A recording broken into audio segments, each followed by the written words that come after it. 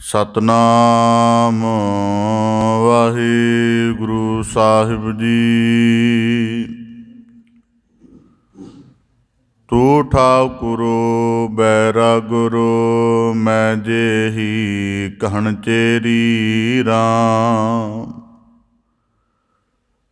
ਤੂੰ ਸਾਗਰੋ ਰਤਨਾਗਰੋ, ਹਉ ਸਾਰ ਨ ਜਾਣਾ ਤੇਰੀ ਰਾਮ। ਸਾਰ ਨ ਜਾਣਾ ਤੂੰ ਵਡਦਾਣਾ, ਕਰ ਮਿਹਰਮਤ ਸਾਈਂ।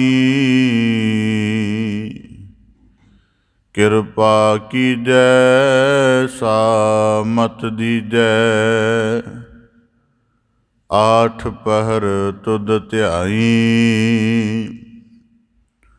ਗਰਭ ਨਾ ਕੀਜੈ ਰੇਣ ਹੋਵੀਜੈ, ਤਾਗਤ ਜੀਅਰੇ ਤੇਰੀ।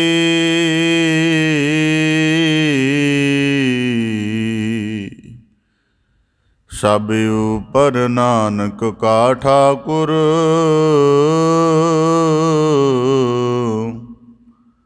ਮੈਂ ਜੇਹੀ ਕਣ ਚੇਰੀ ਰਾਮ।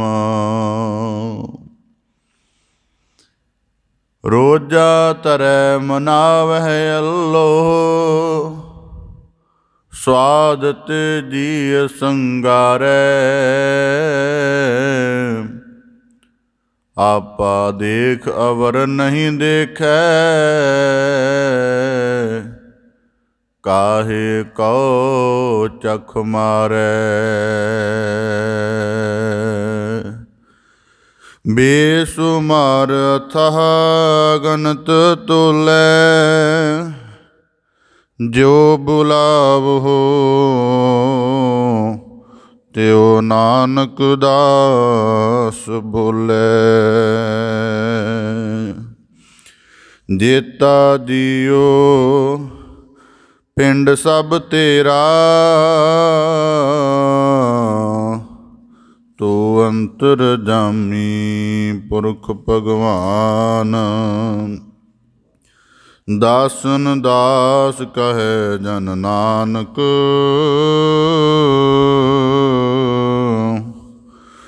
ਜੇਹਾ ਤੂੰ ਕਰਾਏ ਤੇਹਾ ਹਉ ਕਰੀ ਵਖਿਆਨ।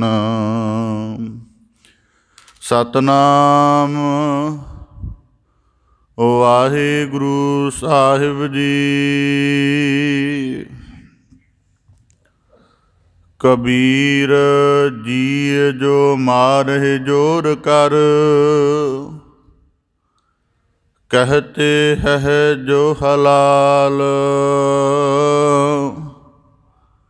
ਦਫਤਰ ਦਈ ਜਬ ਕਾਢ ਹੈ, ਹੋਏਗਾ ਕੌਣ ਹਵਾਲ। ਕਬੀਰ ਜੋਰ ਕੀਆ ਸੋ ਜ਼ੁਲਮ ਹੈ, ਲੈ ਜਵਾਬ ਖੁਦਾਈ। ਦਫਤਰ ਲੇਖਾ ਨੀ ਕਸੈ, ਮਾਰ ਮੁਹੈ ਮੁਹਿ ਖਾਏ। ਕਬੀਰ ਲੇਖਾ ਦੇਨਾ ਸੁਹੇਲਾ, ਜੋ ਦਿਲ ਸੂਚੀ ਹੋਏ। ਉਸ ਸਾਚੇ ਦੀ ਬਾਣ ਮਹਿ, ਭਲਾ ਨ ਪਕੜੈ ਕੋਈ। ਵਾਹਿਗੁਰੂ ਜੀ ਕਾ ਖਾਲਸਾ, ਵਾਹਿਗੁਰੂ ਜੀ ਕੀ ਫਤਿਹ। ਧੰਨ ਧੰਨ ਸਤਿਗੁਰੂ ਗੁਰੂ ਗਰੀਬ ਨਿਵਾਜ, ਪਤਿਤ ਪਾਵਨ ਭਗਤ ਵਛਲ, ਕਿਰਪਾ ਨਿਧ ਦਇਆ ਨਿਧ ਕਰੁਣਾ ਨਿਧ ਗੁਣ ਨਿਧ ਸਤਿਗੁਰੂ ਸ੍ਰੀ ਗੁਰੂ ਗ੍ਰੰਥ ਸਾਹਿਬ ਜੀ ਦੀਨ ਦਇਆਲ ਪਾਤਸ਼ਾਹ। ਜਿਨ੍ਹਾਂ ਦੀ ਅਪਾਰ ਮਿਹਰਮਤ ਹੈ, ਅਥਾਹ ਬਖਸ਼ਿਸ਼ ਹੈ, ਅਪਾਰ ਕਰੁਣਾ ਹੈ ਸਤਿਗੁਰੂ ਸਾਹਿਬ ਜੀ ਦੀ, ਜੋ ਸਾਨੂੰ ਸਭ ਨੂੰ ਆਪਣੀ ਮਿਹਰ ਭਰੀ ਬਖਸ਼ਿਸ਼ ਭਰੀ ਨਜ਼ਰ ਕਰਕੇ ਸਤਿਗੁਰੂ ਸਾਹਿਬ ਜੀ ਨੇ ਆਪਣੀ ਪਾਵਨ ਪਵਿੱਤਰ ਮੁਬਾਰਕ ਚਰਨ ਸ਼ਰਨ ਹਜ਼ੂਰੀ ਦੇ ਅੰਤਰਗਤ ਸਤ ਸੰਗਤ ਰੂਪ ਵਿੱਚ ਜੁੜਨ ਦਾ, ਸ਼ਬਦ ਦੇ ਨਿਰਮਲ ਅਭਿਆਸ ਨਾਲ ਆਪਣੇ ਮਨੁੱਖਾ ਜੀਵਨ ਦੀ ਨਿਰਮਲ ਘਾੜਤ ਘੜਨ ਦਾ, ਆਪਣੀ ਸ਼ਰਵਣ ਭਗਤੀ ਦੁਆਰਾ ਜੀਵਨ ਦੇ ਵਿੱਚ ਹਿਰਦੇ ਦੇ ਵਿੱਚ ਨਾਮ ਰਸ ਸੰਚਣ ਦਾ ਅਵਸਰ ਬਖਸ਼ਿਸ਼ ਕਰਕੇ ਨਵਾਜਿਆ ਹੈ ਜੀ। ਆਪ ਜੀ ਬੜੇ ਸੁਭਾਗਸ਼ਾਲੀ ਹੋ, ਜੋ ਉੱਤਮ ਕਰਮਸ਼ੀਲਤਾ ਦੇ ਮਾਰਗ ਨੂੰ ਧਾਰਨ ਕਰਦਿਆਂ ਆਪਣੇ ਦੁਰਲੱਭ ਮਨੁੱਖਾ ਜਨਮ ਦੇ ਅਵਸਰ ਨੂੰ ਸਕਾਰਤ ਕਰਨ ਦਾ ਯਤਨ ਕਰ ਰਹੇ ਹੋ ਜੀ। ਸਤਿਗੁਰੂ ਕੀ ਅਪਾਰ ਕਿਰਪਾ ਸਦਕਾ ਆਪ ਜੀ ਭਗਤ ਸਿਰਮੌਰ ਭਗਤ ਕਬੀਰ ਸਾਹਿਬ ਜੀ ਦੇ ਲੜੀਵਾਰ ਸ਼ਲੋਕਾਂ ਦੀ ਵਿਚਾਰ ਸ਼ਰਵਣ ਕਰ ਰਹੇ ਹੋ ਜੀ। ਪਾਵਨ ਲੜੀਵਾਰ ਵਿਚਾਰ ਦੇ ਨਾਲ ਜੁੜਨ ਦਾ ਯਤਨ ਕਰੀਏ ਜੀ। ਵਿਚਾਰ ਪ੍ਰਾਰੰਭ ਕਰਨ ਤੋਂ ਪਹਿਲਾਂ ਬੜੇ ਅਦਬ ਸਹਿਤ ਉਚਾਰਨ ਕਰੋ ਜੀ। ਸਤਨਾਮ ਸ੍ਰੀ ਵਾਹਿਗੁਰੂ ਸਾਹਿਬ ਜੀ। ਕਬੀਰ ਜੀ ਜੋ ਮਾਰਹਿ ਜੋਰ ਕਰ, ਕਹਤੇ ਹੈ ਜੋ ਹਲਾਲ। ਲੜੀਵਾਰ ਸ਼ਲੋਕਾਂ ਦੇ ਅੰਤਰਗਤ ਇਸ ਤੋਂ ਪਹਿਲੇ ਸ਼ਲੋਕਾਂ ਵਿੱਚ ਭਗਤ ਕਬੀਰ ਸਾਹਿਬ ਜੀ ਨੇ ਬਖਸ਼ਿਸ਼ ਕੀਤੀ ਸੀ ਕਿ ਜਦੋਂ ਮਨੁੱਖ ਨੂੰ ਹਿਰਦੇ ਘਰ ਵਿੱਚ ਪ੍ਰਭੂ ਦੇ ਵਿਆਪਕ ਹੋਣ ਦਾ ਅਤੇ ਹਰ ਜਗ੍ਹਾ ਉਸ ਦੇ ਰਮੇ ਹੋਏ ਨੂਰ ਦਾ ਪ੍ਰਤੱਖ ਸਪਸ਼ਟ ਗਿਆਨ ਦੀਦਾਰ ਹੋ ਜਾਵੇ, ਤਾਂ ਫਿਰ ਉਸ ਮਨੁੱਖ ਦੀ ਕਿਸੇ ਖਾਸ ਥਾਂ ਪਰ ਜਾਣ ਦੀ ਕੋਈ ਖਿਆਲਾਤ ਨਹੀਂ ਰਹਿੰਦੇ। ਉਹ ਆਪਣੇ ਸਰੀਰ ਰੂਪ ਮੰਦਰ ਦੇ ਵਿੱਚੋਂ ਹੀ ਪ੍ਰਭੂ ਦੇ ਆਤਮ ਰੂਪ ਵਿਆਪਕ ਦਰਸ਼ਨ ਕਰਕੇ ਨਿਹਾਲ ਹੋ ਜਾਂਦਾ ਹੈ ਅਤੇ ਉਸ ਨੂੰ ਜੀਵਨ ਦਾ ਮਹਾਂਸੂਤਰ ਸਮਝ ਆ ਜਾਂਦਾ ਹੈ। ਇਸੇ ਤਰ੍ਹਾਂ ਭਗਤ ਕਬੀਰ ਸਾਹਿਬ ਜੀ ਬਖਸ਼ਿਸ਼ ਕਰਦੇ ਹਨ। ਕਬੀਰ ਜੀ ਜੋ ਮਾਰਹਿ ਜੋਰ ਕਰ, ਕਹਤੇ ਹੈ ਜੋ ਹਲਾਲ। ਜਦ ਅਸੀਂ ਭਗਤ ਕਬੀਰ ਸਾਹਿਬ ਜੀ ਦੇ ਸ਼ਲੋਕਾਂ ਨੂੰ ਬਾਣੀਕਾਰਾਂ ਦੇ ਨੁਕਤੇ ਤੋਂ ਪੜ੍ਹਦੇ ਹਾਂ, ਵਿਚਾਰਦੇ ਹਾਂ, ਤਾਂ ਇੱਕ ਗੱਲ ਸਪਸ਼ਟ ਹੁੰਦੀ ਹੈ। ਸਤਿਗੁਰੂ ਸਾਹਿਬ ਜੀ ਦੀ ਬਾਣੀ ਦੇ ਵਿੱਚ ਵਾਕ ਆਉਂਦਾ ਹੈ, ਖੱਤਰੀ ਬ੍ਰਾਹਮਣ ਸੂਦ ਵੈਸ ਉਪਦੇਸ਼ ਚੌ ਵਰਨਾ ਕੋ ਸੰਜ। ਜੇ ਭਗਤ ਕਬੀਰ ਸਾਹਿਬ ਜੀ ਸਨਾਤਨ ਮਤ ਹਿੰਦੂ ਮਤ ਵਾਲਿਆਂ ਨੂੰ ਸੰਬੋਧਨ ਹੋਏ ਹਨ ਬਾਣੀ ਦੇ ਵਿੱਚ, ਜਦੋਂ ਆਖਿਆ ਹੈ ਓਏ ਹਰ ਕੇ ਸੰਤ ਨਾ ਆਖੀਹ ਬਾਨਾਰਸ ਕੇ ਠੱਗ, ਤਾਂ ਉੱਥੇ ਭਗਤ ਕਬੀਰ ਸਾਹਿਬ ਜੀ ਸਮਾਨ ਰੂਪ ਦੇ ਵਿੱਚ ਉਸੇ ਹੀ ਸੁਰ ਦੇ ਵਿੱਚ ਉਸੇ ਹੀ ਗਿਆਨਾਤਮਕ ਪ੍ਰਭਾਵ ਦੇ ਨਾਲ ਇਸਲਾਮ ਵਾਲੇ ਪੈਰੋਕਾਰਾਂ ਨੂੰ ਵੀ ਸੰਬੋਧਿਤ ਹੋਏ ਹਨ। ਕੱਲ੍ਹ ਦੇ 2 ਸ਼ਲੋਕ ਅਤੇ ਅੱਜ ਦੇ 2 ਸ਼ਲੋਕਾਂ ਦੇ ਵਿੱਚ ਭਗਤ ਕਬੀਰ ਸਾਹਿਬ ਜੀ ਬਖਸ਼ਿਸ਼ ਕਰਦੇ ਹਨ। ਇਸਲਾਮ ਦੇ ਕੱਲ੍ਹ ਜ਼ਿਕਰ ਆਇਆ ਸੀ ਕਿ 4 ਥੰਮ ਨੇ, ਨਮਾਜ਼, ਰੋਜ਼ਾ, ਜ਼ਕਾਤ ਅਤੇ ਹੱਜ। ਹੱਜ ਦੇ ਸੰਬੰਧ ਵਿੱਚ ਕੱਲ੍ਹ ਜ਼ਿਕਰ ਸੀ। ਅੱਜ ਉਹਨਾਂ ਦੇ ਵਿੱਚ ਇੱਕ ਹੋਰ ਪ੍ਰਮੁੱਖ ਚੀਜ਼ ਹੈ ਇਸਲਾਮ ਦੇ ਵਿੱਚ, ਜਿਹਨੂੰ ਕੁਰਬਾਨੀ ਕਿਹਾ ਜਾਂਦਾ। ਕੁਰਬਾਨੀ ਦਾ ਭਾਵ ਇਹ ਹੈ, ਉਹ ਮੰਨਦੇ ਹਨ, ਇਸਲਾਮ ਦੇ ਵਿੱਚ ਇਹ ਵਿਸ਼ਵਾਸ ਹੈ ਕਿ ਜੇ ਅੱਲਾਹ ਤਾਲਾ ਦੀ ਖੁਸ਼ੀ ਦਾ ਮਨੁੱਖ ਨੇ ਪਾਤਰ ਬਣਨਾ ਹੈ ਤਾਂ ਉਹਨੂੰ ਅੱਲਾਹ ਦੇ ਰਾਹ 'ਤੇ ਚੱਲਦਿਆਂ ਜੋ ਕੁਝ ਵੀ ਕੁਰਬਾਨ ਕਰਨਾ ਪਵੇ, ਉਸ ਕੁਰਬਾਨ ਕਰਨ ਦੇ ਲਈ ਤਿਆਰ ਰਹਿਣਾ ਚਾਹੀਦਾ। ਇਸ ਨੂੰ ਕੁਰਬਾਨੀ ਦਾ ਸੰਕਲਪ ਆਖਦੇ ਹਨ ਅਤੇ ਇਹਦੇ ਲਈ ਉਹ ਜੀਵਨ ਦੀ ਹਰ ਇੱਕ ਵਸਤੂ ਨੂੰ ਕੁਰਬਾਨੀ ਦਾ ਪਾਤਰ ਵੀ ਮੰਨਦੇ ਹਨ ਕਿ ਅੱਲਾ ਦੀ ਪ੍ਰਸੰਨਤਾ ਦੀ ਅਗਰ ਕੁਝ ਵੀ ਕਿਸੇ ਵੀ ਚੀਜ਼ ਦੀ ਕੁਰਬਾਨੀ ਕੀਤੀ ਜਾਣੀ ਪਵੇ ਤਾਂ ਉਹਦੇ ਵਿੱਚ ਕੋਈ ਝਿਜਕ ਨਹੀਂ ਹੋਣੀ ਚਾਹੀਦੀ। ਇਸ ਕਰਕੇ ਭਗਤ ਕਬੀਰ ਸਾਹਿਬ ਜੀ ਅੱਜ ਦੇ ਸ਼ਲੋਕ ਵਿੱਚ ਉਹਨਾਂ ਦੇ ਇਸ ਨੁਕਤੇ ਉੱਪਰ ਉਪਦੇਸ਼ ਬਖਸ਼ਿਸ਼ ਕਰਦੇ ਹਨ। ਕਬੀਰ ਜੀ ਜੋ ਮਾਰਹਿ ਜੋਰ ਕਰ, ਕਹਤੇ ਹੈ ਜੋ ਹਲਾਲ।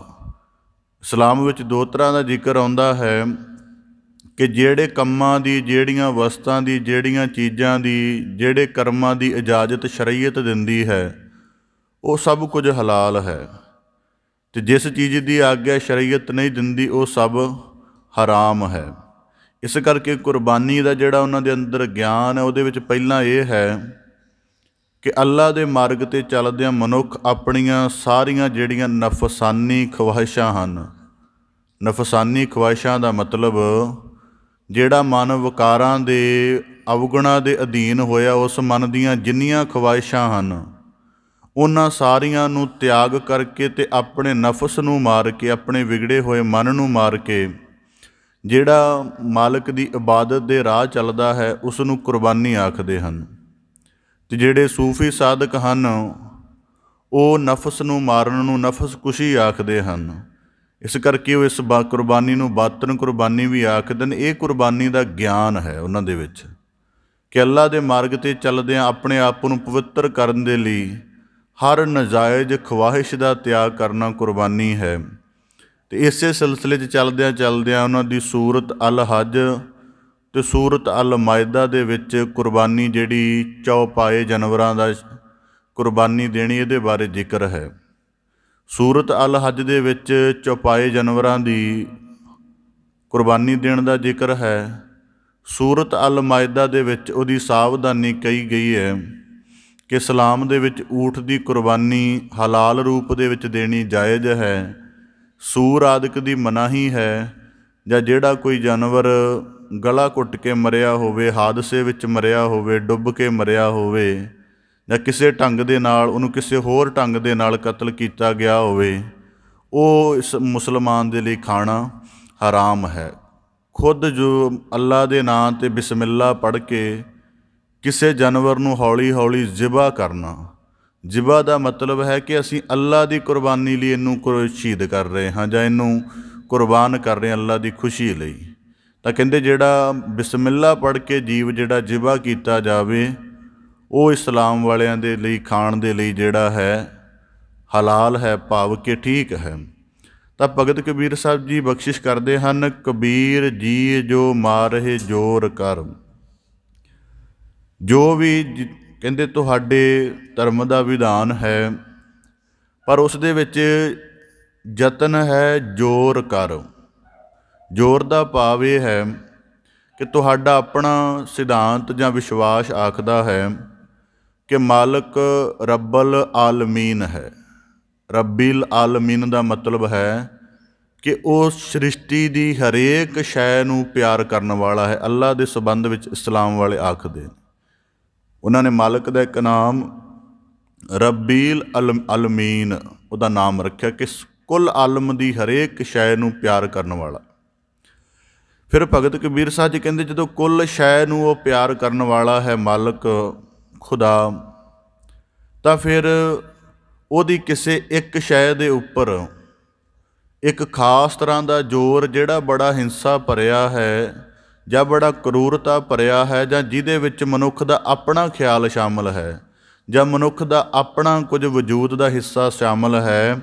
ਭਗਤ ਕਬੀਰ ਸਾਹਿਬ ਜੀ ਕਹਿੰਦੇ ਅਸਲ ਦੇ ਵਿੱਚ ਇਹ ਜਿਹੜਾ ਜ਼ੋਰ ਕਰਕੇ ਤੇ ਹਲਾਲ ਕਰਦੇ ਹੋ, ਇਹਦੇ ਵਿੱਚ ਕੁਝ ਮਨੁੱਖ ਦਾ ਆਪਣਾ ਸ਼ਾਮਲ ਹੈ, ਅੱਲਾ ਦਾ ਨਹੀਂ। ਕਿਉਂਕਿ ਅੱਲਾ ਦੇ ਲਈ ਸਾਰੀ ਸ਼ੈ ਇੱਕ ਬਰਾਬਰ ਹੈ ਅਤੇ ਉਹਦੀਆਂ ਪੈਦਾ ਕੀਤੀਆਂ ਹੋਈਆਂ ਰਚਨਾਵਾਂ ਹੀ ਇੱਕ ਦੂਜੇ ਨੂੰ ਕੱਟਣ ਵੱਢਣ 'ਤੇ ਜਾਂ ਉਹਦੀਆਂ ਹੀ ਸ਼ੈਆਂ ਨੂੰ ਉਹਦੀ ਖੁਸ਼ੀ ਲਈ ਕੁਰਬਾਨ ਕਰ ਦੇਣਾ, ਭਗਤ ਕਬੀਰ ਸਾਹਿਬ ਜੀ ਕਹਿੰਦੇ ਕਿੱਥੋਂ ਕੁ ਤੱਕ ਇਹ ਹਲਾਲ ਹੈ। ਇਸ ਕਰਕੇ ਜੀ ਜੋ ਮਾਰਹਿ ਜੋਰ ਕਰ। ਇਸ ਕਰਕੇ ਇਸ ਗੱਲ ਨੂੰ ਸਮਝਣਾ ਜ਼ਰੂਰੀ ਹੈ ਕਿ ਹੌਲੀ ਹੌਲੀ ਧਰਮਾਂ ਦੇ ਵਿੱਚ ਜਿਹੜੀ ਅਧਿਆਤਮਿਕਤਾ ਹੈ ਉਹ ਪਿੱਛੇ ਰਹਿ ਜਾਂਦੀ ਹੈ, ਕੇਵਲ ਉਹਨਾਂ ਦਾ ਧਾਰਮਿਕ ਕਰਮਕਾਂਡ ਅੱਗੇ ਆ ਜਾਂਦਾ। ਜਿਵੇਂ ਮੈਂ ਆਰੰਭ 'ਚ ਜ਼ਿਕਰ ਕੀਤਾ ਕਿ ਕੁਰਬਾਨੀ ਦਾ ਭਾਵ ਸੀ ਕਿ ਆਪਣੀਆਂ ਨਫਸਾਨੀ ਖਵਾਹਿਸ਼ਾਂ ਦਾ ਤਿਆਗ ਕਰਨਾ, ਕਿ ਜਿਹੜੀ ਵੀ ਕਿਸੇ ਤਰ੍ਹਾਂ ਦੀ ਦੁਨਿਆਵੀ ਕਿਸਮ ਦੀ ਮਾੜੀ ਖਾਹਿਸ਼ ਪੈਦਾ ਹੋਈ ਹੈ, ਰਸ ਕਰਕੇ, ਰੂਪ ਕਰਕੇ, ਮਾਨਣ ਕਰਕੇ, ਉਸ ਸਾਰੇ ਕੁਝ ਦਾ ਤਿਆਗ ਕਰਨਾ ਇਸਲਾਮ ਨੇ ਉਸ ਨੂੰ ਕੁਰਬਾਨੀ ਮੰਨਿਆ। ਇਸ ਭਾਵ ਨੂੰ ਥੋੜ੍ਹੇ ਜਿਹੜੇ ਇਸ ਭਾਵ ਨੂੰ ਸੂਫੀਆਂ ਨੇ ਪੂਰੀ ਤਰ੍ਹਾਂ ਫਾਲੋ ਕੀਤਾ ਅਤੇ ਸੂਫੀ ਹਰ ਤਰ੍ਹਾਂ ਦੀ ਖਾਹਿਸ਼ ਦਾ ਤਿਆਗ ਕਰਦੇ ਹਨ। ਅਤੇ ਪਰ ਜਿਹੜੇ ਕੇਵਲ ਧਾਰਮਿਕ ਹਨ ਉਹ ਹਲਾਲ ਕੁਰਬਾਨੀ ਦੇ ਜਿਹੜਾ ਸਿਧਾਂਤ ਉਹਨਾਂ ਅੰਦਰ ਨੂੰ ਬੜਾ ਪ੍ਰਮੁੱਖ ਮੰਨਦੇ ਹਨ। ਤਾਂ ਭਗਤ ਕਬੀਰ ਸਾਹਿਬ ਜੀ ਕਹਿੰਦੇ ਜ਼ੋਰ ਕਰ।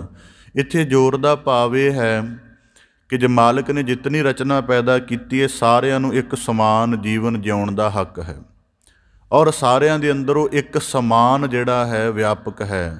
ਪਰ ਜਦੋਂ ਮਨੁੱਖ ਅੱਲਾ ਦੇ ਨਾਂ 'ਤੇ ਉਹਨਾਂ ਨੂੰ ਕੁਰਬਾਨ ਕਰਦਾ ਅਤੇ ਉਹਦੇ ਵਿੱਚ ਅੱਲਾ ਦੀ ਮਰਜ਼ੀ ਸ਼ਾਮਲ ਨਹੀਂ ਹੈ। ਇਸ ਕਰਕੇ ਭਗਤ ਕਬੀਰ ਸਾਹਿਬ ਜੀ ਕਹਿੰਦੇ ਜਿਸ ਕਰਮ ਅੰਦਰ ਅੱਲਾ ਤਾਲਾ ਦੀ ਮਰਜ਼ੀ ਸ਼ਾਮਲ ਨਹੀਂ ਹੈ ਉਹ ਕਾਰਜ ਮਨੁੱਖ ਦੀ ਹਉਮੈ ਦੇ ਜ਼ੋਰ ਵਾਲਾ ਹੈ। ਅਤੇ ਭਗਤ ਕਬੀਰ ਸਾਹਿਬ ਜੀ ਕਹਿੰਦੇ ਕਹਤੇ ਹੈ ਜੋ ਹਲਾਲ। ਭਗਤ ਕਬੀਰ ਸਾਹਿਬ ਜੀ ਦੀ ਬਾਣੀ ਵਿੱਚ ਵਾਕ ਹਨ, ਰੋਜਾ ਧਰੈ ਮਨਾਵਹਿ ਅੱਲੋ ਸਵਾਦਤ ਜੀ ਸੰਘਾਰੈ, ਆਪਾ ਦੇਖ ਅਵਰ ਨਹੀਂ ਦੇਖੈ ਕਾਹੇ ਕਉ ਚੱਖ ਮਾਰੈ। ਭਗਤ ਕਬੀਰ ਸਾਹਿਬ ਜੀ ਕਹਿੰਦੇ ਇਹ ਸਾਰਾ ਕੁਝ ਤਾਂ ਤੇਰਾ ਆਪਣਾ ਹੈ।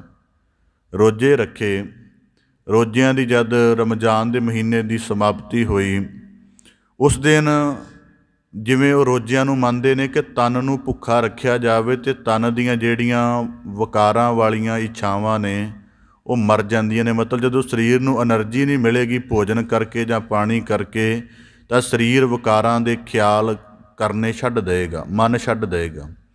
ਤਾਂ ਭਗਤ ਕਬੀਰ ਸਾਹਿਬ ਜੀ ਕਹਿੰਦੇ ਮਹੀਨਾ ਭਰ ਰਮਜ਼ਾਨ ਦੇ ਰੋਜ਼ੇ ਰੱਖੇ, ਸਰੀਰ ਨੂੰ ਐਨਰਜੀ ਨਾ ਮਿਲਣ ਕਰਕੇ ਮੰਨ ਲਿਆ ਕਿ ਤੇਰਾ ਮਨ ਸ਼ੁੱਧ ਹੋ ਗਿਆ, ਵਕਾਰਾਂ ਤੋਂ ਰਹਿਤ ਹੋ ਗਿਆ, ਬਿਲਕੁਲ ਤੇਰੇ ਅੰਦਰ ਕੋਈ ਨਫਸ ਦੀ ਕੋਈ ਕਿਸੇ ਤਰ੍ਹਾਂ ਦੀ ਕੂੜ ਇੱਛਾ ਨਹੀਂ ਰਹੀ।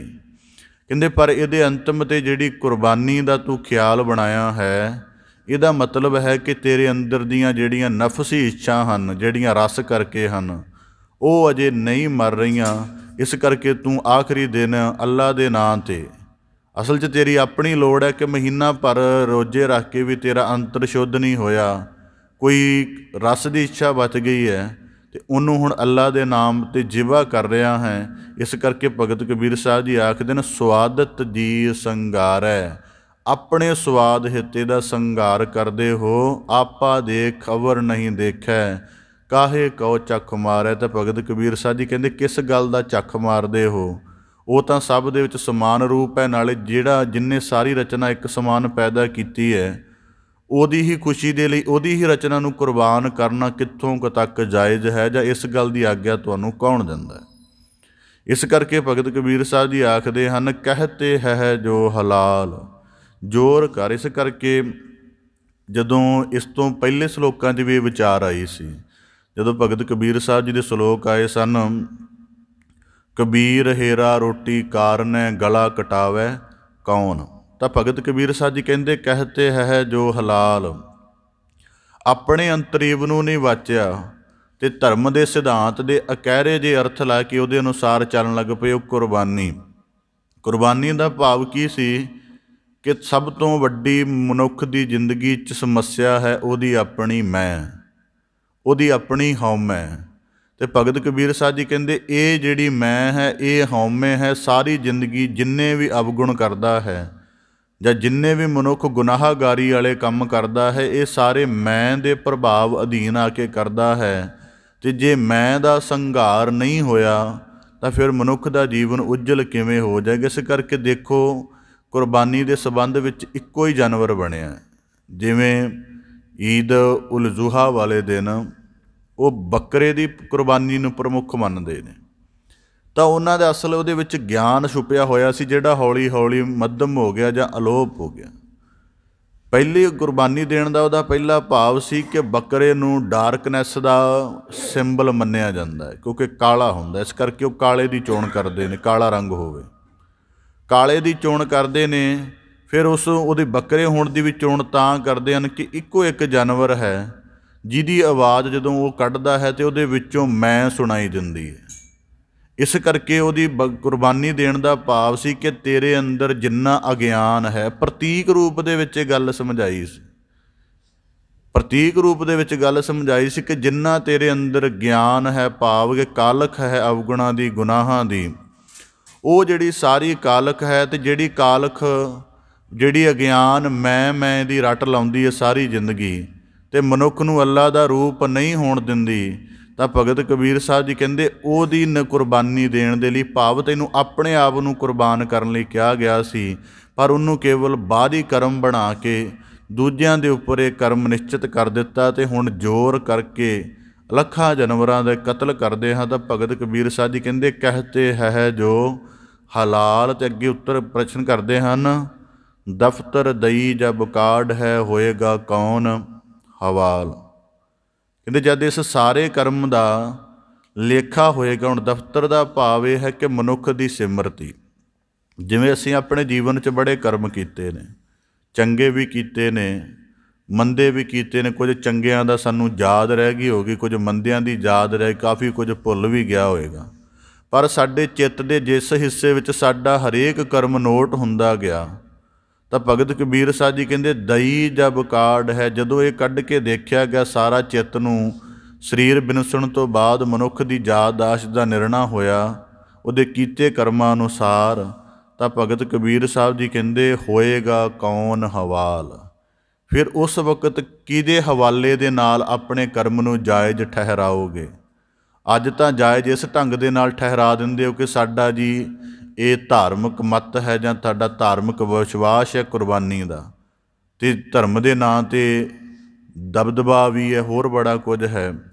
ਪਰ ਜਦੋਂ ਜਿਸ ਨੇ ਕੁੱਲ ਰਚਨਾ ਨੂੰ ਰਚਿਆ, ਜਦ ਉਸ ਮਾਲਕ ਦੇ ਸਨਮੁਖ ਤੁਹਾਡੇ ਸਾਰੇ ਕਰਮ ਦਾ ਨਿਰਣਾ ਹੋਵੇਗਾ, ਜਿੱਥੇ ਮਜ਼ਹਬ ਦਾ ਪ੍ਰਭਾਵ ਨਹੀਂ ਜਾਏਗਾ, ਜਿੱਥੇ ਕੋਈ ਸ਼ਰੀਅਤ ਦਾ ਜ਼ੋਰ ਜਾਂ ਉਹਦੀ ਗੱਲ ਨਹੀਂ ਚੱਲੇਗੀ, ਜਿੱਥੇ ਕੇਵਲ ਮਨੁੱਖ ਅਤੇ ਅੱਲਾਹ ਤਾਲਾ ਦੇ ਸਨਮੁਖ ਉਹਦੀ ਗੱਲਬਾਤ ਹੋਏਗੀ, ਕਹਿੰਦੇ ਉੱਥੇ ਫਿਰ ਇਸ ਸਾਰੇ ਕਰਮ ਦਾ ਨਿਰਣਾ ਕਰਨ ਦੇ ਲਈ ਜਦੋਂ ਅੱਲਾ ਹੀ ਸਾਹਮਣੇ ਹਾਜ਼ਰ ਹੋ ਗਿਆ, ਫਿਰ ਉਹਨੂੰ ਕਿਵੇਂ ਕਹਿ ਸਕੋਗੇ ਕਿ ਤੇਰੀ ਖੁਸ਼ੀ ਦੇ ਲਈ ਅਸੀਂ ਇਹ ਜਾਨਵਰ ਜ਼ਿਬਾ ਕੀਤਾ। ਜਾਂ ਤੂੰ ਇਹ ਸਿਧਾਂਤ, ਜਿਵੇਂ ਅੱਲਾ ਨੂੰ ਕਿਵੇਂ ਕਹਿ ਸਕੋਗੇ ਕਿ ਤੁਸੀਂ ਇਹ ਸਿਧਾਂਤ ਬਣਾਇਆ, ਤਾਂ ਕਰਕੇ ਅਸੀਂ ਤੁਹਾਡੇ ਨਾਂ 'ਤੇ ਜਾਨਵਰਾਂ ਦੀ ਕੁਰਬਾਨੀ ਕਰਦੇ ਰਹੇ। ਭਗਤ ਕਬੀਰ ਸਾਹਿਬ ਜੀ ਕਹਿੰਦੇ ਕਿਹੜਾ ਹਵਾਲਾ ਸਾਡੇ ਕੋਲ ਉਸ ਵਕਤ ਬਚੇਗਾ, ਅਤੇ ਆਪਣੇ ਕੀਤੇ ਹੋਏ ਹਲਾਲ ਦੇ ਇਹਨਾਂ ਕਰਮਾਂ ਨੂੰ ਅਸੀਂ ਜਾਇਜ਼ ਜਾਂ ਠੀਕ ਠਹਿਰਾ ਲਈਏ, ਕਿਹੜਾ ਹਵਾਲਾ ਉਸ ਵਕਤ ਵਰਤੋਗੇ। ਇਸ ਕਰਕੇ ਭਗਤ ਕਬੀਰ ਸਾਹਿਬ ਜੀ ਦੇ ਪ੍ਰਭਾਤੀ ਰਾਗ ਅੰਦਰ ਵਾਕ ਆਉਂਦੇ ਹਨ। ਭਗਤ ਕਬੀਰ ਸਾਹਿਬ ਜੀ ਆਖਦੇ ਹਨ, ਵੇਦ ਕਤੇਬ ਕਹੋ ਮਤ ਝੂਠੇ, ਝੂਠਾ ਜੋ ਨਾ ਵਿਚਾਰੈ, ਜੋ ਸਭ ਮੈਂ ਏਕ ਖੁਦਾਏ ਕਹਿਤ ਹੋ, ਤਉ ਕਿਉ ਮੁਰਗੀ ਮਾਰੈ, ਮੁੱਲਾ ਕਹੋ ਨਿਆਉ ਖੁਦਾਈ, ਤੇਰੇ ਮਨ ਕਾ ਪਰਮ ਨਾ ਜਾਈ। ਭਗਤ ਕਬੀਰ ਸਾਹਿਬ ਜੀ ਕਹਿੰਦੇ ਮੁੱਲਾ ਜਿਹੜਾ ਧਰਮ ਦੇ ਨਾਂ 'ਤੇ ਨਿਆਂ ਕਰਨ ਦਾ, ਜਾਇਜ਼ ਨਜਾਇਜ਼ ਦਾ, ਹਰਾਮ ਹਲਾਲ ਦਾ ਨਿਰਣਾ ਕਰਨ ਦਾ ਜਿਹੜਾ ਅਧਿਕਾਰ ਹੈ ਜਾਂ ਜਿਹੜੀ ਮੱਤ ਹੈ, ਉਹ ਤੈਨੂੰ ਕਿਹਨੇ ਪ੍ਰਦਾਨ ਕੀਤੀ ਹੈ? ਤੈਨੂੰ ਕਿਸ ਨੇ ਪ੍ਰਦਾਨ ਕੀਤੀ ਹੈ ਵੀ ਇਹ ਹਰਾਮ ਹੈ?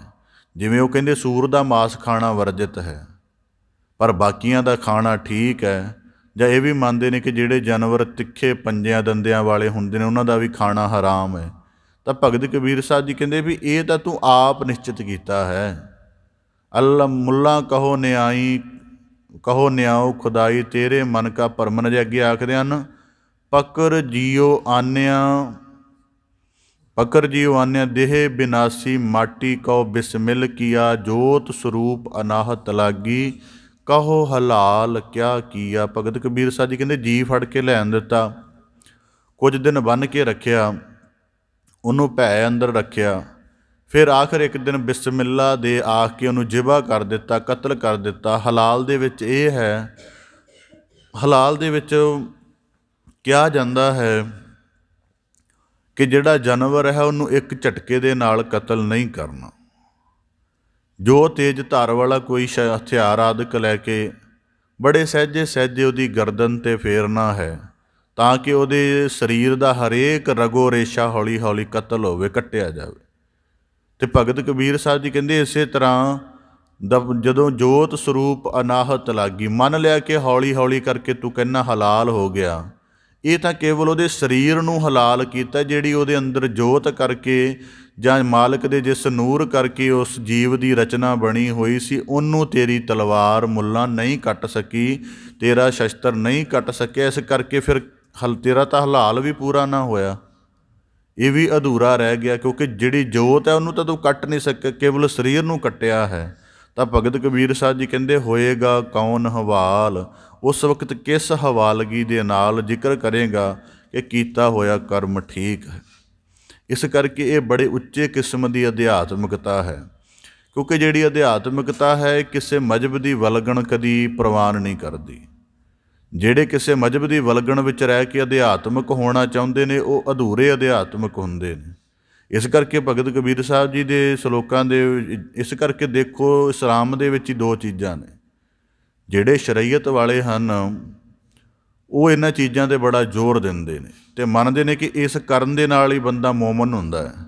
ਪਰ ਜਿਹੜੇ ਦੂਜੇ ਪਾਸੇ ਸੂਫੀ ਹਨ ਉਹ ਸੰਸਾਰ ਦੇ ਸਭ ਕੁਝ ਦੇ ਤਿਆਗ ਦੀ ਗੱਲ ਕਰਦੇ ਹਨ, ਅਤੇ ਸੂਫੀਆਂ ਕਰਕੇ ਇਸਲਾਮ ਅੱਜ ਦੁਨੀਆ ਦੇ ਵਿੱਚ ਹਰਮਨ ਪਿਆਰਾ ਹੈ, ਆਪਣੀ ਸ਼ਰੀਅਤ ਕਰਕੇ ਨਹੀਂ। ਇਸ ਕਰਕੇ ਭਗਤ ਕਬੀਰ ਸਾਹਿਬ ਜੀ ਆਖਦੇ ਹਨ, ਤਬ ਹੋਏਗਾ ਕੌਣ ਹਵਾਲ, ਜਦ ਤੇਰੇ ਸਾਰੇ ਕੀਤੇ ਕਰਮ ਦਾ ਨਿਰਣਾ ਹੋਏਗਾ। ਕਿ ਇਹ ਨਿਰਣਾ ਮਨੁੱਖ ਕਿਵੇਂ ਕਰ ਸਕਦਾ ਕਿ ਮੇਰੇ ਇਸ ਕਰਮ ਦੇ ਵਿੱਚ ਅੱਲਾਹ ਤਾਲਾ ਦੀ ਖੁਸ਼ੀ ਪਈ ਹੈ। ਹੁਣ ਉਦਾਹਰਨ ਦੇ ਤੌਰ 'ਤੇ ਜਿਵੇਂ ਕੁਝ ਚੀਜ਼ਾਂ ਦੀ ਅਸੀਂ ਖੁਸ਼ੀ ਲੈਣੀ ਹੈ, ਉਦਾਹਰਨ ਦੇ ਤੌਰ 'ਤੇ ਕਿਸੇ ਬੰਦੇ ਨੂੰ ਭੁੱਖ ਲੱਗੀ ਹੈ, ਮੰਨ ਲਓ ਉਹਨੂੰ ਮਾਸ ਦੀ ਹੀ ਭੁੱਖ ਲੱਗੀ ਹੈ। ਉਸ ਦੀ ਮਾਸ ਦੀ ਭੁੱਖ ਨੂੰ ਅਸੀਂ ਕਹੀਏ ਕਿ ਉਹਦੇ ਬੇਟੇ ਨੂੰ ਕੱਟ ਕੇ ਪੂਰਾ ਕਰੀਏ, ਉਹ ਕਦੀ ਨਹੀਂ ਮੰਨੇਗਾ। ਉਹ ਕਹੇਗਾ ਮੈਂ ਭੁੱਖਾ ਮਰ ਜਾਏਗਾ, ਪਰ ਮੈਂ ਆਪਣੇ ਮਾਸ ਦੀ ਭੁੱਖ ਲਈ ਆਪਣੇ ਬੇਟੇ ਨੂੰ ਕਤਲ ਕਰਨਾ ਜਾਂ ਆਪਣੇ ਪੁੱਤਰ ਨੂੰ ਕਤਲ ਕਰਨਾ ਪ੍ਰਵਾਨ ਨਹੀਂ ਕਰਾਂਗਾ। ਇਸ ਕਰਕੇ ਇਹ ਖਿਆਲ ਤਾਂ ਮਨੁੱਖ ਦਾ ਆਪਣਾ ਪੈਦਾ ਕੀਤਾ ਹੋਇਆ ਕਿ ਉਹਦੇ ਲਈ ਪ੍ਰਸੰਨ ਹੁੰਦਾ। ਇਸ ਕਰਕੇ ਭਗਤ ਕਬੀਰ ਸਾਹਿਬ ਜੀ ਆਖਦੇ ਨੇ, ਹੋਏਗਾ ਕੌਣ ਹਵਾਲ, ਕਿਹੜਾ ਹਵਾਲਾ ਵਰਤੇਗਾ ਉਸ ਵਕਤ ਆਪਣੇ ਕਰਮ ਨੂੰ ਜਾਇਜ਼ ਠਹਿਰਾਉਣ ਦੇ ਲਈ ਕਿ ਤੇਰੇ ਲਈ ਕੀਤਾ ਹੈ। ਔਰ ਦੂਜੀ ਗੱਲ ਹੈ, ਜਿਹੜਾ ਜਾਨਵਰ ਹੈ, ਬੱਕਰਾ ਜਾਂ ਕੋਈ ਹੋਰ ਜਾਨਵਰ ਹੈ, ਉਹ ਤਾਂ ਅਚੇਤ ਹੈ, ਉਹਦੇ ਅੰਦਰ ਜੀਵਨ ਦੀ ਚੇਤਨ ਦਾ ਤਾਂ ਪੂਰੀ ਤਰ੍ਹਾਂ ਵਿਕਾਸ ਨਹੀਂ ਹੋਇਆ। ਚੇਤਨ ਤਾਂ ਮਨੁੱਖ ਤਾਂ ਤੂੰ ਅੱਜ ਦੁਨੀਆ ਦੇ ਜਿੰਨਾ ਝਗੜਾ ਹੈ ਪਸ਼ੂਆਂ ਕਰਕੇ ਥੋੜ੍ਹਾ ਹੈ, ਪੰਛੀਆਂ ਕਰਕੇ ਥੋੜ੍ਹਾ, ਉਹ ਤਾਂ ਮਨੁੱਖ ਦੀ ਹਉਮੈ ਕਰਕੇ ਹੈ। ਮਨੁੱਖ ਦੀ ਹਉਮੈ ਜਦੋਂ ਧਰਮ ਵਿੱਚ, ਸਮਾਜ ਵਿੱਚ, ਰਾਜਨੀਤੀ ਵਿੱਚ, ਹੋਰ ਸਾਰੇ ਸੱਭਿਆਚਾਰ ਮਾਪਦੰਡਾਂ ਵਿੱਚ ਜਦੋਂ ਮਨੁੱਖ ਦੀ ਹਉਮੈ ਦਖਲ ਦਿੰਦੀ ਹੈ, ਉਦੋਂ ਹਰੇਕ ਪੱਧਰ 'ਤੇ ਝਗੜਾ, ਟਕਰਾਅ, ਤਣਾਅ ਪੈਦਾ ਹੁੰਦੇ ਨੇ, ਜਾਨਵਰਾਂ ਕਰਕੇ ਥੋੜ੍ਹਾ ਹੁੰਦੇ ਨੇ।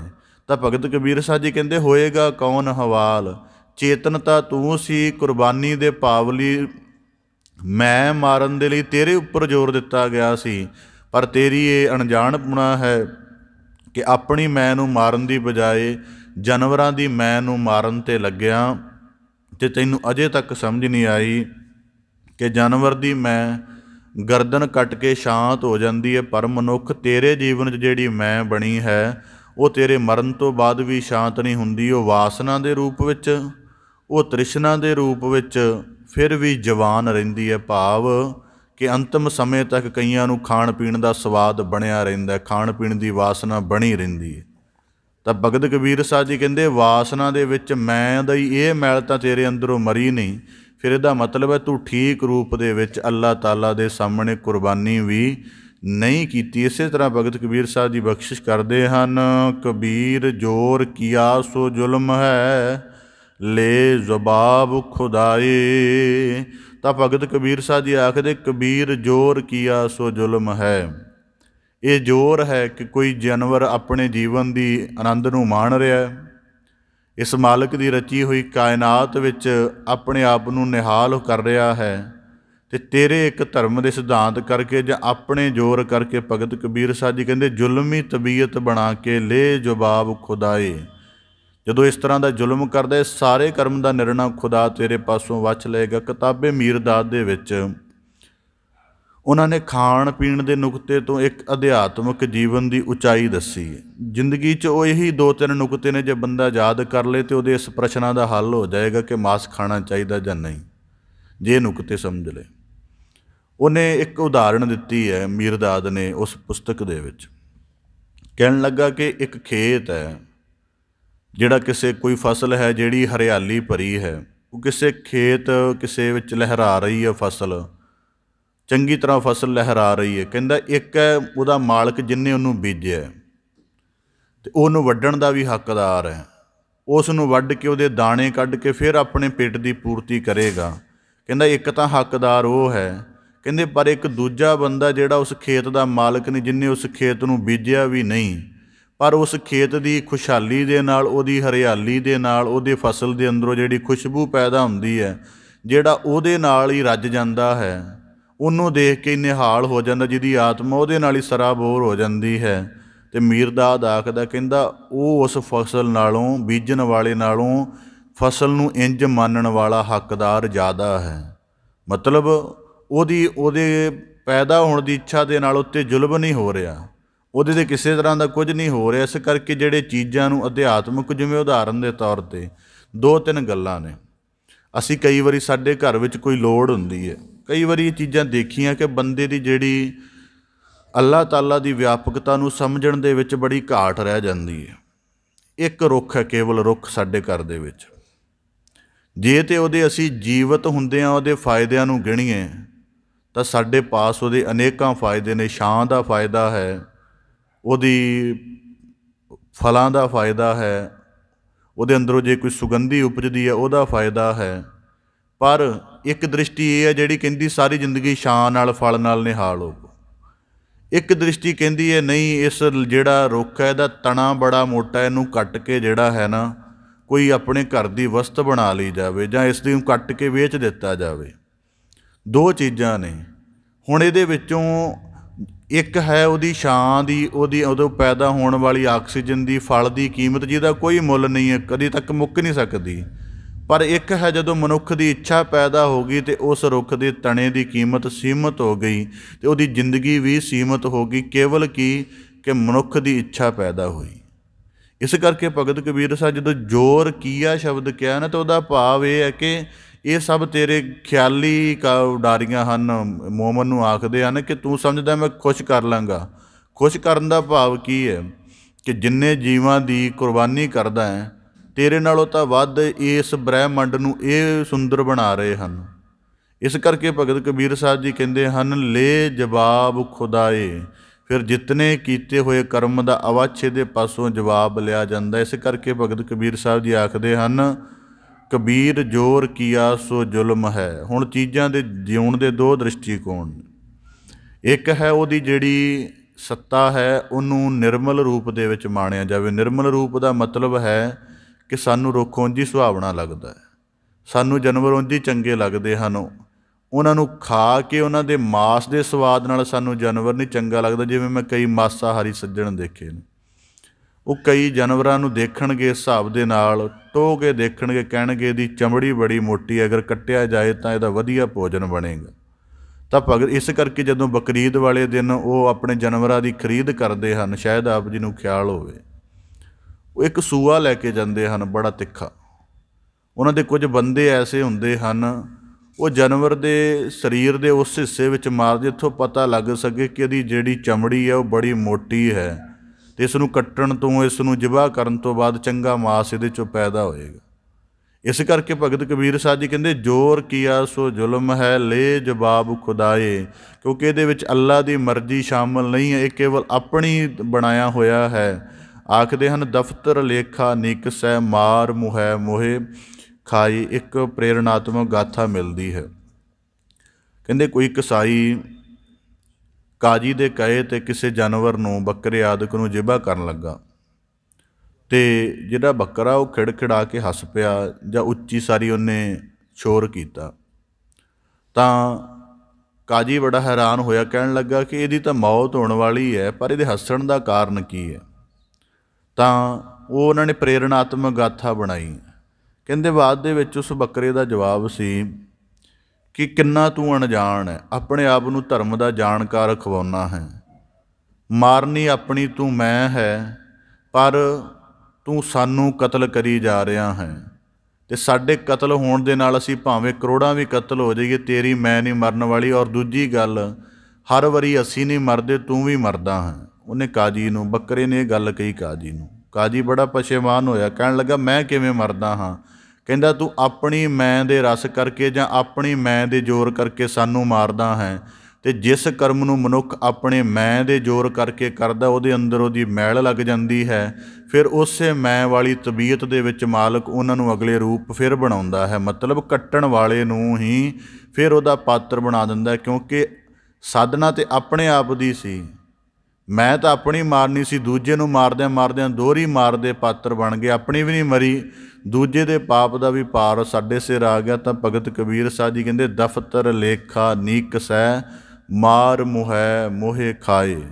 ਇਸ ਕਰਕੇ ਭਗਤ ਕਬੀਰ ਸਾਹਿਬ ਜੀ ਕਹਿੰਦੇ ਉਹ ਸਾਰੀ ਜਿਹੜੀ ਮਾਰ ਹੈ ਮਨੁੱਖ ਦੇ ਮੂੰਹ ਉੱਪਰ ਪੈਂਦੀ ਹੈ। ਇਸ ਕਰਕੇ ਆਰੰਭ ਦੇ ਵਿੱਚ ਜਿਹੜਾ ਕੁਰਬਾਨੀ ਦਾ ਜ਼ਿਕਰ ਕੀਤਾ, ਤਾਂ ਕਰਕੇ ਸੂਫੀ ਇਸ ਗੱਲ 'ਤੇ ਬੜਾ ਜ਼ੋਰ ਦਿੰਦੇ ਹਨ ਕਿ ਮਨੁੱਖ ਆਪਣੇ ਆਪ ਨੂੰ ਸਮਝਣ ਦਾ, ਵਾਚਣ ਦਾ ਯਤਨ ਕਰੇ। ਹੁਣ ਉਦਾਹਰਨ ਦੇ ਤੌਰ 'ਤੇ ਜਾਨਵਰਾਂ ਦੀ ਜਿਹੜੀ ਸੱਤਾ ਹੈ ਉਹਨੂੰ ਕਦੋਂ ਕੁ ਤੱਕ ਮਨੁੱਖ ਇੰਝ ਮੇਟਦਾ ਰਹੇਗਾ। ਇਸ ਕਰਕੇ ਰਾਬੀਆ ਅਲ ਬਸਰੀ ਦੇ ਜੀਵਨ 'ਚ ਇੱਕ ਜ਼ਿਕਰ ਹੁੰਦਾ ਹੈ ਕਿ ਉਹਨਾਂ ਪਾਸ ਇੱਕ ਵਾਰੀ ਹਸਨ ਅਲ ਬਸਰੀ ਆਏ ਅਤੇ ਉਹ ਜੰਗਲ ਵਿੱਚ ਬਣਾ ਕੇ ਰਹਿੰਦੇ ਸਨ ਕੁਟੀਆ ਜੀ। ਉਹਨਾਂ ਪਾਸ ਜਦੋਂ ਹਸਨ ਅਲ ਬਸਰੀ ਆਏ, ਰੋਜ਼ਾਨਾ ਉਹਨਾਂ ਕੋਲੋਂ ਕਥਾ ਸੁਣਨ ਆਉਂਦੇ ਸਨ।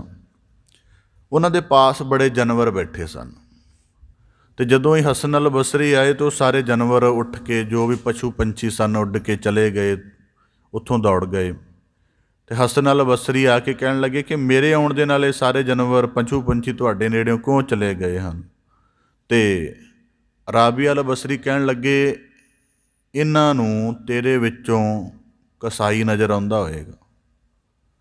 ਕਹਿਣ ਲੱਗਾ, ਮੈਂ ਕਸਾਈ ਦਾ ਕੰਮ ਤਾਂ ਕਰਦਾ ਨਹੀਂ, ਮੈਂ ਤਾਂ ਕਥਾ ਕਰਦਾ, ਆਵਾਜ਼ ਦਿੰਦਾ ਲੋਕਾਂ ਨੂੰ। ਕਹਿਣ ਲੱਗੇ, ਨਹੀਂ ਉਹ ਠੀਕ ਹੈ, ਪਰ ਤੂੰ ਕਸਾਈ ਦਾ ਕੰਮ ਕਰਦਾ ਹੈ। ਕਹਿੰਦਾ ਮਤਲਬ ਕੀ? ਕਹਿਣ ਲੱਗੇ, ਤੂੰ ਇਹਨਾਂ ਦਾ ਜ਼ਿਬਾ ਕੀਤਾ ਹੋਇਆ ਮਾਸ ਖਾਂਦਾ ਹੋਏਗਾ। ਕਹਿੰਦਾ ਹਾਂ, ਉਹ ਤਾਂ ਮੈਂ ਖਾਂਦਾ। ਕਹਿੰਦੇ ਇਸ ਕਰਕੇ ਜਿਹੜੀ ਜਾਨਵਰ ਦੀ ਜਿਹੜੀ ਸੰਵੇਦਨਾ ਹੈ ਉਹ ਤੇਰੀ ਇਸ ਗੱਲ ਨੂੰ ਪਹਿਚਾਣ ਲੈਂਦੀ ਹੈ, ਇਸ ਕਰਕੇ ਉਹ ਤੇਰੇ ਤੋਂ ਦੂਰ ਚਲੇ ਜਾਂਦੇ। ਜਦੋਂ ਤੂੰ ਤਿਆਗ ਦੇਵੇਂਗਾ ਇਹ ਤੇਰੇ ਨਾਲ ਵੀ ਸਨੇਹ ਕਰਨ ਲੱਗ ਪੈਣਗੇ। ਇਹਦਾ ਭਾਵ ਸੀ ਇਸ ਗੱਲ ਦਾ ਕਿ ਜਿਹੜੇ ਬੰਦੇ ਨੂੰ ਜਾਨਵਰ ਦੀ ਸੰਵੇਦਨਾ ਦਾ ਨਹੀਂ ਪਤਾ, ਉਹ ਬੰਦੇ ਦੀ ਸੰਵੇਦਨਾ ਦਾ ਕਿੱਥੋਂ ਨਿਰਣਾ ਕਰ ਲਏਗਾ। ਜਿਹਨੂੰ ਇੱਕ ਜਾਨਵਰ ਦੀ ਸੰਵੇਦਨਾ ਦਾ ਨਹੀਂ ਪਤਾ, ਕਦੇ ਇਹਨਾਂ ਸੰਵੇਦਨਾ ਨੂੰ ਨੋਟ ਕਰਿਓ। ਘਰਾਂ ਦੇ ਵਿੱਚ ਪਾਲਤੂ ਜਾਨਵਰ ਰੱਖਦੇ ਆ ਨਾ, ਪਾਲਤੂ ਜਾਨਵਰ ਤੋਂ ਅੱਗੇ ਕੋਈ ਜਾਨਵਰ ਪੈਦਾ ਹੋ ਜਾਏ, ਕੋਈ ਦੁਖਦਾਇਕ ਘਟਨਾ ਵਾਪਰੇ ਤੇ ਜਾਨਵਰ ਦੇ ਅੰਦਰ ਵੀ ਰੋਣ ਹੈ। ਜਾਨਵਰ ਦੇ ਅੰਦਰ ਵੀ ਉਹ, ਭਾਵੇਂ ਉਹਨਾਂ ਦੀ ਬੋਲੀ ਨਹੀਂ ਹੈ ਅਹਿਸਾਸਾਂ ਵਾਲੀ, ਪਰ ਅਹਿਸਾਸ ਉਹਨਾਂ ਦੇ ਵੀ ਉਂਝ ਸਮਾਂਝੇ ਹਨ। ਤਾਂ ਇਸ ਕਰਕੇ ਭਗਤ ਕਬੀਰ ਸਾਹਿਬ ਜੀ ਕਹਿੰਦੇ ਕਿ ਜੇ ਤੈਨੂੰ ਮਾਲਕ ਦੀ ਜੋਤ ਜਿਹੜੀ ਉਹਨਾਂ ਅੰਦਰ ਵਿਆਪਕ ਹੈ, ਜੇ ਉਹਦੀ ਸੰਵੇਦਨਾ ਬੁੱਝਣੀ ਆ ਜਾਏ ਤਾਂ ਤੂੰ ਧਰਤੀ ਦੇ ਕਿਸੇ ਵੀ ਸ਼ੈ ਦੇ ਉੱਪਰ ਜ਼ੁਲਮ ਨਾ ਕਰੇ। ਇਸ ਕਰਕੇ ਉਹਦੀ ਸੰਵੇਦਨਾ ਹੈ। ਸਾਡਾ ਪ੍ਰਾਣੀ ਰੁਖਸਤ ਹੁੰਦਾ ਹੈ, ਸਾਡੇ ਕੋਲੋਂ ਹੰਝੂ ਹੈ, ਜਾਨਵਰ ਕੋਲੋਂ ਵੀ ਹੈ, ਜਾਨਵਰ ਕੋਲੋਂ ਵੀ ਚੀਕ ਹੈ। ਇੱਥੇ ਤਾਂ ਚਲੋ ਕੁਝ ਨਹੀਂ, ਮੈਂ ਨਗਰਾਂ ਦੇ ਵਿੱਚ ਦੇਖਦਾ ਰਿਹਾ ਆਪਣਿਆਂ 'ਚ, ਕੋਈ ਜਾਨਵਰ ਕਿਸੇ ਬਿਜਲੀ ਦੀਆਂ ਤਾਰਾਂ ਦੇ ਨਾਲ ਮਰ ਜਾਣਾ ਤਾਂ ਉਹ ਉਹਨਾਂ ਦਾ ਜਿੰਨੇ ਪੰਛੀਆਂ ਦਾ ਸਮੂਹ ਸੀ ਉਹ 15-20 ਮਿੰਟ ਤੱਕ ਪੂਰਾ ਚੀਕ ਚਹਾੜਾ ਪਾਉਂਦੇ ਸਨ, ਜ਼ਾਹਰ ਕਰਦੇ ਸਨ ਕਿ ਸਾਨੂੰ ਇਹਦਾ ਦੁੱਖ ਹੈ। ਇਸ ਕਰਕੇ ਇਹ ਦੁੱਖ ਕਰਨ ਦਾ ਉਹਨਾਂ ਨੂੰ ਗਿਆਨ ਕਿੱਥੋਂ ਆਇਆ ਕਿ ਸਾਡਾ ਕੋਈ ਜੀ ਪੰਛੀ ਮਰ ਗਿਆ ਤਾਂ ਅਸੀਂ ਦੁੱਖ ਜ਼ਾਹਰ ਕਰਨਾ ਹੈ? ਇਹ ਗਿਆਨ ਭਗਤ ਕਬੀਰ ਸਾਹਿਬ ਜੀ ਕਹਿੰਦੇ ਕਿਹਨਾਂ ਨੂੰ ਦਿੱਤਾ?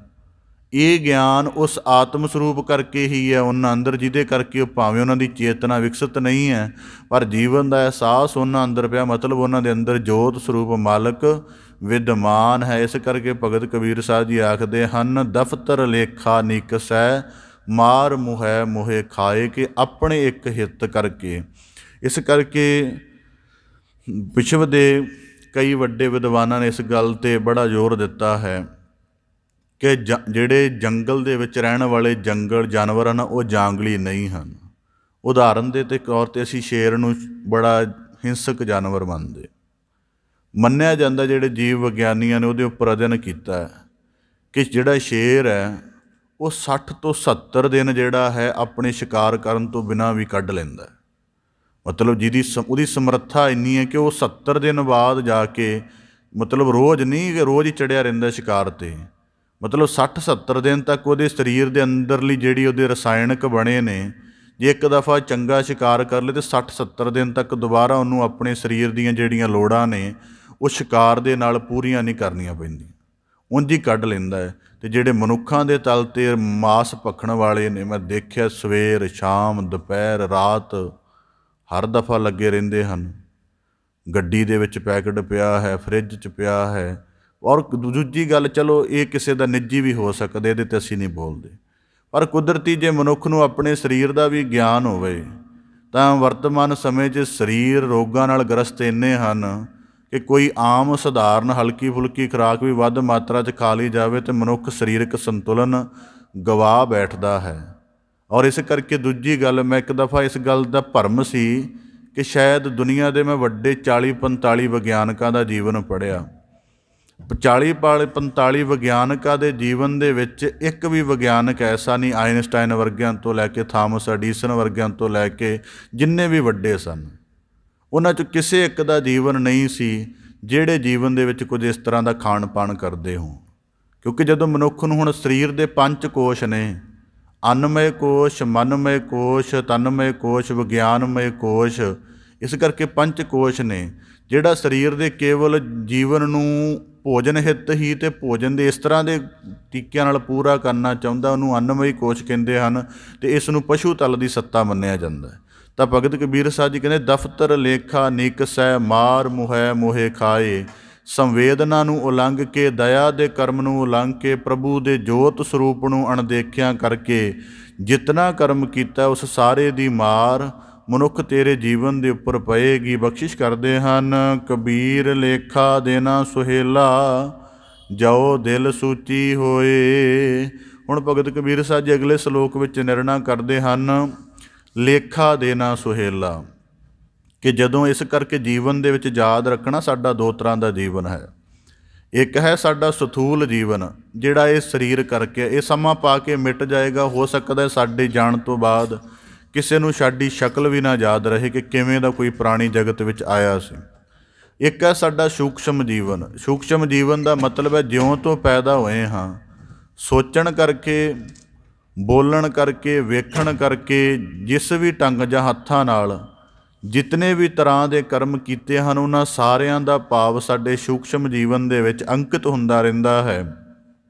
ਅਤੇ ਸਾਡੇ ਜਿਹੜੇ ਜੀਵਨ ਦਾ ਅਗਲਾ ਸਫ਼ਰ ਹੈ ਉਹ ਸਾਡੇ ਸੂਖਸ਼ਮ ਜੀਵਨ ਅਨੁਸਾਰ ਹੁੰਦਾ ਹੈ। ਇਸ ਕਰਕੇ ਭਗਤ ਕਬੀਰ ਸਾਹਿਬ ਜੀ ਆਖਦੇ ਨੇ, ਲੇਖਾ ਦੇਣਾ ਸੁਹੇਲਾ। ਉਦੋਂ ਭਗਤ ਕਬੀਰ ਸਾਹਿਬ ਜੀ ਕਹਿੰਦੇ ਲੇਖਾ ਦੇਣਾ ਸੌਖਾ ਹੈ, ਜੋ ਦਿਲ ਸੂਚੀ ਹੋਏ, ਜਦੋਂ ਦਿਲ ਵਿੱਚ ਸੂਚੀ ਹੋਵੇ, ਭਾਵ ਕਿ ਮਨੁੱਖ ਇੰਨਾ ਜਾਗਿਆ ਹੋਵੇ ਕਿ ਉਹਨੂੰ ਪਤਾ ਹੋਵੇ ਵੀ ਹੱਥਾਂ ਨਾਲ ਚਲੋ ਕਰਮ ਕੀਤਾ, ਜਿਵੇਂ ਹੱਥਾਂ ਨਾਲ ਚੋਰੀ ਕੀਤੀ ਜਾਂ ਪੁੰਨ ਕੀਤਾ, ਇਹ ਤਾਂ ਦੂਜੇ ਨੂੰ ਵੀ ਪਤਾ ਲੱਗ ਜਾਏਗਾ, ਖੁਦ ਨੂੰ ਵੀ ਪਤਾ ਲੱਗ ਜਾਏਗਾ। ਪਰ ਕਿਸੇ ਵਕਾਰ ਦੇ ਵੱਸ ਹੋ ਕੇ, ਕਿਸੇ ਮਾੜੀ ਮਨਸ਼ਾ ਦੇ ਵੱਸ ਹੋ ਕੇ ਜਿਹੜਾ ਸੋਚਣ ਦੇ ਤਲ 'ਤੇ ਮਾੜਾ ਕਰਮ ਕੀਤਾ ਹੈ, ਭਗਤ ਕਬੀਰ ਸਾਹਿਬ ਜੀ ਕਹਿੰਦੇ ਇਹਦਾ ਨਿਰਣਿਆ ਬਹੁਤ ਘੱਟ ਮਨੁੱਖਾਂ ਨੂੰ ਹੁੰਦਾ ਹੈ। ਇਸ ਕਰਕੇ ਲੇਖਾ ਦੇਣਾ ਸੁਹੇਲਾ, ਜਾਓ ਦਿਲ ਸੂਚੀ ਹੋਏ, ਕਿ ਜਦੋਂ ਸਾਡਾ ਦਿਲ ਪਾਕ ਹੋਵੇ ਉਦੋਂ ਦੇ ਲੇਖਾ ਦੇਣਾ ਸੌਖਾ ਹੈ, ਕਿਉਂਕਿ ਉਦੋਂ ਉਹਦੇ ਤੋਂ ਮਾੜਾ ਕਰਮ ਪ੍ਰਵਾਹਿਤ ਨਹੀਂ ਹੁੰਦਾ। ਔਰ ਸੂਚੀ ਦਾ ਮਤਲਬ ਇਹ ਹੈ ਕਿ ਆਪਣੇ ਹਰੇਕ ਕਰਮ ਦਾ ਗਿਆਨ ਹੋਵੇ। ਇਸ ਕਰਕੇ ਸਲੋਕ ਪਹਿਲੇ ਸਲੋਕਾਂ ਨਾਲ ਜੁੜਦਾ ਹੈ ਕਿ ਜਦੋਂ ਤੈਨੂੰ ਇਹ ਗੱਲ ਬੁੱਝ, ਖੁਦ ਵੀ ਨਿਰਣਾ ਪੈਦਾ ਹੁੰਦਾ ਹੈ ਕਿ ਜਦੋਂ ਸਾਰੇ ਮਾਲਕ ਦਾ ਜੋਤ ਸਰੂਪ ਹਨ, ਫਿਰ ਉਹਦੇ ਕਿਸੇ ਇੱਕ ਰੂਪ ਨੂੰ ਮਾਰ ਕੇ ਮਾਲਕ ਦੀ ਖੁਸ਼ੀ ਕਿਵੇਂ ਲਈ ਜਾ ਸਕਦੀ। ਜੇ ਇਸ ਕਰਮ ਨੂੰ ਬੁੱਝੇਗਾ ਤਾਂ ਫਿਰ ਭਗਤ ਕਬੀਰ ਸਾਹਿਬ ਜੀ ਕਹਿੰਦੇ ਹੋ ਸਕਦਾ ਹੈ ਕਰਮ ਨਾ ਕਰੇ। ਤਾਂ ਕਰਕੇ ਲੇਖਾ ਦੇਣਾ ਸੁਹੇਲਾ, ਲੇਖਾ ਦੇਣਾ ਉਦੋਂ ਸਹਿਜ ਹੈ, ਜੋ ਦਿਲ ਸੂਚੀ ਹੋਏ, ਜਦੋਂ ਜੀਵਨ ਦੇ ਵਿੱਚ ਸਾਰਾ ਵਰਣਨ ਹੋਵੇ। ਉਸ ਸਾਚੇ ਦੀਵਾਨ ਮੈਂ ਪੱਲਾ ਨਾ ਪਕੜੈ ਕੋਏ। ਤਾਂ ਭਗਤ ਕਬੀਰ ਸਾਹਿਬ ਜੀ ਕਹਿੰਦੇ ਉੱਥੇ ਤੇਰੇ ਸੱਚ ਸਰੂਪ ਦੀ ਵਿਚਾਰ ਹੋਣੀ। ਉੱਥੇ ਤੂੰ ਕਿਸ ਮਜ਼ਹਬ ਵਿੱਚੋਂ ਆਇਆ, ਕਿਸ ਦੇਸ਼ ਵਿੱਚੋਂ ਆਇਆ, ਕਿਸ ਭਾਸ਼ਾ ਦਾ ਬੰਦਾ ਹੈ, ਕਿਹੋ ਜਿਹੀ ਤੇਰਾ ਇਲਾਕਾ ਸੀ, ਇਸ ਗੱਲ ਦੀ ਕੋਈ ਵਿਚਾਰ ਨਹੀਂ ਹੋਏਗੀ। ਕੇਵਲ ਤੂੰ ਮਨੁੱਖਾ ਸਰੀਰ ਨੂੰ ਪਾ ਕੇ, ਜਿਵੇਂ ਹੁਣ ਉਦਾਹਰਨ ਦੇ ਤੌਰ 'ਤੇ ਅਸੀਂ ਜਨਮ ਲੈਂਦੇ ਹਾਂ, ਜਨਮ ਸਮੇਂ ਸਾਡੀ ਕੋਈ ਜਾਤ ਗੋਤ, ਸਾਡਾ ਦੇਸ਼, ਭਾਸ਼ਾ ਕੁਝ ਵੀ ਨਹੀਂ ਹੁੰਦਾ। ਉਹ ਤਾਂ ਜੀਵਨ ਦੇ ਨਾਲ ਹੌਲੀ ਹੌਲੀ ਵਧਣ ਤੋਂ ਬਾਅਦ ਹੁੰਦਾ ਹੈ। ਇਸ ਕਰਕੇ ਸਾਡਾ ਭਗਤ ਕਬੀਰ ਸਾਹਿਬ ਜੀ ਕਹਿੰਦੇ ਸੱਚ ਸਰੂਪ ਜਦੋਂ ਉਸ ਮਾਲਕ ਦੇ ਸਾਹਮਣੇ ਪ੍ਰਗਟ ਹੋਏਗਾ, ਅਤੇ ਜਿਹੜੇ ਸੱਚੇ ਹੋਣਗੇ ਉਹਨਾਂ ਦੇ ਪੱਲੇ ਨੂੰ ਕੋਈ ਨਹੀਂ ਖਿੱਚੇਗਾ। ਪਰ ਜਿਨ੍ਹਾਂ ਨੇ ਜੀਵਨ ਦੇ ਵਿੱਚ ਧਰਮ ਅਧਰਮ ਦੇ ਫਰਕ ਨੂੰ ਨਾ ਸਮਝ ਕੇ ਕੁੱਲ ਕਰਮ ਕੀਤੇ ਹੋਣਗੇ, ਉਹਨਾਂ ਦਾ ਯਕੀਨਨ ਅਵੱਛ ਹੋਏਗਾ। ਅਤੇ ਉਹਦਾ ਨਿਰਣਾ ਕੀ ਹੁੰਦਾ, ਲੇਖੇ ਦੀ ਸਰਲ ਜੀ ਟਰਮ ਇਵੇਂ ਹੈ ਕਿ ਅਸੀਂ ਜਿਹੜਾ ਵੀ ਕਰਮ ਕਰਦੇ ਹਾਂ ਸ੍ਰਿਸ਼ਟੀ 'ਤੇ ਰਹਿ ਕੇ। ਇਸ ਕਰਕੇ ਬਾਬਾ ਫਰੀਦ ਸਾਹਿਬ ਜੀ ਨੇ ਇੱਕ ਦਫਾ ਕੁਝ ਦਿਨ ਪਹਿਲਾਂ ਜ਼ਿਕਰ ਕੀਤਾ ਸੀ ਕਿ ਕਿਸੇ ਮਨੁੱਖ ਨੇ ਪੁੱਛਿਆ ਸੀ ਕਿ ਪਾਪ ਤੋਂ ਕਿਵੇਂ ਬਚਿਆ ਜਾਵੇ। ਤਾਂ ਬਾਬਾ ਫਰੀਦ ਸਾਹਿਬ ਜੀ ਨੇ ਕਿਹਾ ਸੀ ਕਿ ਰੱਸੀ ਧਾਗਾ ਆਦਿਕ ਲੈ ਅਤੇ ਅਸਮਾਨ ਨੂੰ ਮਿਣਨਾ ਕਰਕੇ, ਅਸਮਾਨ ਮਿਣ ਕੇ ਆ। ਉਹ ਬੜੀ ਬੜੀ ਦੂਰ ਤੱਕ ਗਿਆ, ਅਸਮਾਨ ਨਾ ਮਿਣਿਆ ਗਿਆ। ਅਤੇ ਫਿਰ ਆ ਕੇ ਵਾਪਸ ਕਹਿਣ ਲੱਗਾ ਜੀ ਅਸਮਾਨ ਤਾਂ ਮਿਣਿਆ ਨਹੀਂ ਜਾ ਸਕਦਾ। ਅਤੇ ਬਾਬਾ ਫਰੀਦ ਸਾਹਿਬ ਜੀ ਨੇ ਕਿਹਾ ਕਿ ਇੰਝ ਹੀ ਮਾਲਕ ਜਿਹੜਾ ਹੈ ਆਕਾਸ਼ ਰੂਪ ਦੇ ਵਿੱਚ ਸਾਰੀ ਧਰਤੀ ਨੂੰ ਦੇਖ ਰਿਹਾ। ਅਤੇ ਤੂੰ ਦੇਖ ਕਿ ਜਦੋਂ ਆਕਾਸ਼ ਸਾਰੇ ਪਾਸੇ, ਫਿਰ ਤੇਰੇ ਪਾਪ ਨੂੰ ਜਿਹੜਾ ਤੂੰ ਲੁਕਾ ਕੇ ਕਰਨਾ, ਉਹਦੀ ਜਗ੍ਹਾ ਹੈ ਕਿੱਥੇ? ਉਹ ਤਾਂ ਕਿਤੇ ਵੀ ਨਹੀਂ ਹੈ। ਇਸ ਕਰਕੇ ਪਾਪ ਹੋ ਹੀ ਨਹੀਂ ਸਕਦਾ ਜੇ ਮਨੁੱਖ ਮਾਲਕ ਦੀ ਵਿਆਪਕ ਸੱਤਾ ਨੂੰ ਸਮਝੇ। ਤਾਂ ਭਗਤ ਕਬੀਰ ਸਾਹਿਬ ਜੀ ਕਹਿੰਦੇ ਉਸ ਸਾਚੇ ਦੀਵਾਨ ਮੈਂ ਪੱਲਾ ਨਾ ਪਕੜੈ ਕੋਏ, ਜਿਹੜੇ ਆਪਣੇ ਕਰਮ ਦੀ ਜ਼ਹਿਨੀਅਤ ਤੋਂ ਛੋਟੇ ਤਲ ਦਾ ਜੀਵਨ ਜਿਉਂਦੇ ਹਨ, ਉਹ ਆਪਣੇ ਕਰਮ ਫਲ ਦੇ ਅਧਿਕਾਰੀ ਬਣਦੇ ਨੇ। ਪਰ ਜਿਹੜੇ ਕਰਮ ਦੀ ਪਵਿੱਤਰਤਾ ਨੂੰ ਗ੍ਰਹਿਣ ਕਰ ਲੈਂਦੇ ਹਨ ਉਹ ਸਾਰੇ ਚੱਲਦੇ ਹਨ। ਇਸ ਕਰਕੇ ਭਗਤ ਕਬੀਰ ਸਾਹਿਬ ਜੀ ਬਖਸ਼ਿਸ਼ ਕਰਦੇ ਹਨ, ਮਾ ਉਸ ਸਾਚੇ ਦੀ ਬਾਨਵੇਂ ਪੱਲਾ ਨਾ ਪਕੜੈ ਕੋਈ। ਬਾਣੀ 'ਚ ਵਾਕ ਆਉਂਦਾ, ਉੱਥੇ ਸੱਚੋ ਹੀ ਸੱਚ ਨਿਬੜੈ ਚੁਣ ਵੱਖ ਕਢੈ ਜੇ ਜਮਾਲੇ। ਜਾਂ ਬਾਣੀ 'ਚ ਵਾਕ ਆਉਂਦੇ ਹਨ, ਤਿੰਨ ਡਰ ਸੁੱਟ ਕੱਤੇ ਰਾਮ, ਕਿ ਜਿਨ੍ਹਾਂ ਨੇ ਮਾਲਕ ਦੇ ਵਿਧਾਨ ਨੂੰ ਸਮਝ ਲਿਆ। ਜਾਂ ਬਾਬਾ ਫਰੀਦ ਸਾਹਿਬ ਜੀ ਆਖਦੇ ਹਨ ਉਹਨਾਂ ਦੇ ਅਨੁਸਾਰ ਕਿ ਕਰਮਾਂ ਉੱਪਰ ਨਿਬੜੈ ਜੇ ਲੋਚੈ ਸਭ ਕਹੇ। ਜਾਂ ਉਹਨਾਂ ਦੇ ਸਲੋਕਾਂ ਵਿੱਚ ਜ਼ਿਕਰ ਆਉਂਦਾ ਹੈ, ਅਮਲ ਜੇ ਕੀਤੇ ਦੁਨੀ ਵਿੱਚ ਦਰਗਹਿ ਆਏ ਕੰਮ। ਆਪਣੀ ਮੈਂ ਨੂੰ ਮਾਰਿਆ ਕਿ ਬੱਕਰਿਆਂ ਦੀ ਮੈਂ ਨੂੰ ਮਾਰਿਆ, ਇਸ ਸੱਚ ਦਾ ਉੱਥੇ ਜ਼ਰੂਰ ਨਿਰਣਾ ਹੋਏਗਾ। ਇਸ ਪ੍ਰਕਾਰ ਭਗਤ ਕਬੀਰ ਸਾਹਿਬ ਜੀ ਅੱਜ ਦੇ 3 ਸਲੋਕਾਂ ਦੁਆਰਾ 3 ਸਲੋਕਾਂ ਦੀ ਵਿਆਖਿਆ ਤਾਂ ਆਪਦੇ ਸਨਮੁਖ ਰੱਖੀ ਕਿਉਂਕਿ ਤਿੰਨੇ ਸਲੋਕ ਵਿਸ਼ਾਵਾਰ ਆਪਣੇ ਆਪ ਦੇ ਵਿੱਚ ਜੁੜੇ ਹੋਏ ਹਨ, ਤਾਂ ਕਿ ਹਰੇਕ ਕਰਮ ਨੂੰ ਕਰ ਲੱਗਿਆਂ ਸਤਰਕ ਰਹੋ। ਧਰਤੀ ਅਤੇ ਆਕਾਸ਼ ਅਤੇ ਮਨੁੱਖਾਂ ਦੀ ਸਿਮਰਤੀ ਸਾਡੇ ਸਾਰੇ ਕਰਮਾਂ ਨੂੰ ਨੋਟ ਕਰਦੀ ਹੈ। ਧਰਤ ਵੀ ਗਵਾਹੀ ਦੇਵੇਗੀ, ਆਕਾਸ਼ ਵੀ ਗਵਾਹੀ ਦੇਵੇਗਾ ਅਤੇ ਮਨੁੱਖਾਂ ਦੀ ਸਿਮਰਤੀ ਵੀ ਗਵਾਹੀ ਦੇਵੇਗੀ। ਇਹ 3 ਗਵਾਹੀਆਂ ਤੋਂ ਬੰਦਾ ਕਿੱਥੋਂ ਭੱਜ ਸਕੇਗਾ। ਇਸ ਕਰਕੇ ਭਗਤ ਕਬੀਰ ਸਾਹਿਬ ਜੀ ਕਹਿੰਦੇ ਸਾਚੇ ਦੀ ਬਾਨ ਮੈਂ। ਜਿਵੇਂ ਬੰਦਾ ਮਰ ਜਾਂਦਾ ਹੈ, ਉਹਦੇ ਚੰਗੇ ਕਰਮਾਂ ਦੀ ਵੀ ਲੋਕ ਚਰਚਾ ਕਰਨੇ ਅਤੇ ਮੰਦਿਆਂ ਦੀ ਵੀ ਕਰਦੇ ਨੇ। ਇਸ ਕਰਕੇ ਭਗਤ ਕਬੀਰ ਸਾਹਿਬ ਜੀ ਕਹਿੰਦੇ 3 ਗਵਾਹੀਆਂ ਦੇ ਸਨਮੁਖ ਆਪਣੇ ਪਾਪ ਕਰਮ ਨੂੰ ਨਹੀਂ ਛੁਪਾ ਸਕੇਗਾ। ਇਸ ਕਰਕੇ ਆਪਣੇ ਜੀਵਨ ਨੂੰ ਸਾਧ ਕੇ ਵਾਚ ਕੇ ਚੱਲ, ਤਾਂ ਕਿ ਤੇਰੇ ਜੀਵਨ ਦੇ ਵਿੱਚ ਰੱਬੀ ਨਿਰਮਲਤਾ ਪਵਿੱਤਰਤਾ ਬਣੀ ਰਹੇ ਅਤੇ ਤੈਨੂੰ ਪ੍ਰਭੂ ਦੀ ਬਖਸ਼ਿਸ਼ ਕਰਮ ਹਾਸਲ ਹੁੰਦਾ ਰਹੇ। ਇਸ ਪ੍ਰਕਾਰ ਭਗਤ ਕਬੀਰ ਸਾਹਿਬ ਜੀ ਨਵਾਜ਼ਿਸ਼ ਕਰਦੇ ਹਨ, ਕਿਰਪਾ ਕਰਨ ਸਲੋਕਾਂ ਦਾ ਭਾਵ ਉਪਦੇਸ਼ ਸਾਡੇ ਸਾਰਿਆਂ ਦੇ ਹਿਰਦਿਆਂ ਅੰਦਰ ਵਸ ਜਾਏ। ਅਸੀਂ ਨਾਮ ਰਸੀ ਜੀਵਨ ਜਿਉਂ ਕੇ, ਨਾਮ ਰਸੀ ਜੀਵਨ ਜਿਉਂ ਕੇ ਮਾਲਕ ਦੇ ਇਸ ਸੱਚੀ ਸਰਾਂ ਦਾ ਆਨੰਦ ਮਾਣੀਏ। ਕਿਰਪਾ ਦੇ ਪਾਤਰ ਬਣੀਏ ਜੀ। ਆਪ ਦੇ ਸਨਮੁਖ ਸ਼ਬਦ ਵਿਚਾਰ ਦੀ ਸਾਂਝ ਪਾਉਂਦਿਆਂ ਹੋਈਆਂ ਬੇਅੰਤ ਭੁੱਲਾਂ ਦੀ ਖਿਮਾ ਜਾਚਨਾ ਜੀ। ਬੜੇ ਅਦਬ ਸਹਿਤ ਗੱਜ ਕੇ ਫਤਿਹ ਅਰਜ ਕਰੋ ਜੀ। ਵਾਹਿਗੁਰੂ ਜੀ ਕਾ ਖਾਲਸਾ, ਵਾਹਿਗੁਰੂ ਜੀ ਕੀ ਫਤਿਹ।